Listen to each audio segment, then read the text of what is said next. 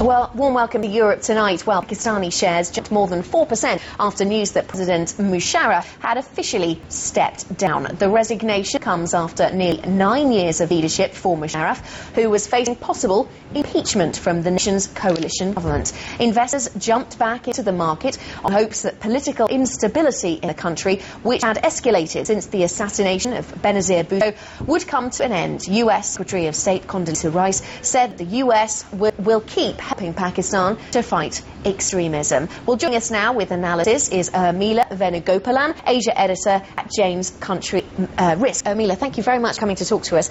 How much of a surprise really was the resignation at this time? He'd lost an election, his party had lost a parliamentary election back in February, and there'd been called then for him to stand down. Was it possible for him to hang on? Well, Musharraf has been caught in controversy over the past year. For example, his prosecution on the war on terror, including his decision to storm the Lal Masjid last summer. However, there has been gathering momentum within the ruling coalition over the past few weeks to oust Musharraf, and the timing of this gathering momentum is significant. One key driver has been the realization by Zardari that his party needed one issue on which he could unite with coalition partner Nawaz Sharif in order to keep the ruling coalition intact. A second key driver has been perception in Islamabad that perhaps this time the US government and the Pakistani army would not be inclined to interfere in the dismissal of Musharraf. So on the one hand, it's not really a surprise, but the timing of this gathering momentum is significant and has been driven by these two key factors. Okay, what does this mean from an international perspective? Musharraf has been a key player in what US would describe as the war on terror. He's been key in the Afghanistan story. Pakistan-Afghanistan border has been a key territory.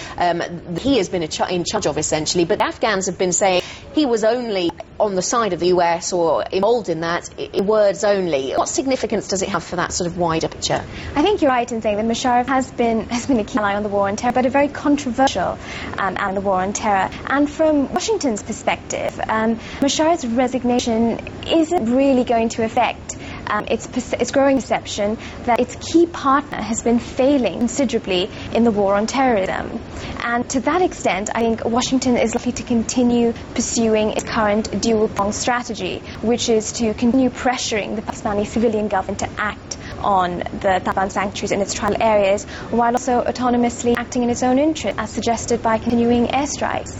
Okay, in terms of looking forward then, if they weren't entirely convinced, if the US and its allies were not entirely convinced by what Musharraf was doing, can anybody who's going to come up now, step up to the plate now, be any different, or will there be any different direction on the war on terror or on other subjects as well? Well, I think the US was quite perturbed after Gilani's recent visit, his first official visit to the United States, and I think post Gilani visit, Washington realized that it has very few options. It has to stay allied with Pakistan, but at the same time, it's got to struggle with an ineffective civilian leadership, while at the same time it has to combat the fact that you have agencies like the Inter-Service Intelligence Directorate, which seem to pursue its own agenda that often goes against what the civilian government is saying. So I think the US realizes that it has serious problems ahead, but has little option but to remain allied. To partner. What about successors then for Musharraf? Is there anybody who's being picked already, and how long will that process take? Because a power vacuum is certainly something that would make political circles and economic circles quite nervous. Well, as per constitution, a new Pakistani president has to be voted in by the parliament within the next 30 days.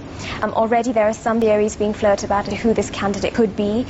We're hearing at least that it could be a retired judge that enjoys the confidence perhaps of both parties, or it could be a symbol of national unity and therefore a candidate possibly from Pakistan minority province such as Balochistan, or even a non-controversial PPP politician which may be acceptable to Nawaz Sharif. But amid all these theories, there is speculation that Zardari himself wants the job, and given that he's such a polarizing figure, Nawaz Sharif is unlikely to accept his candidacy.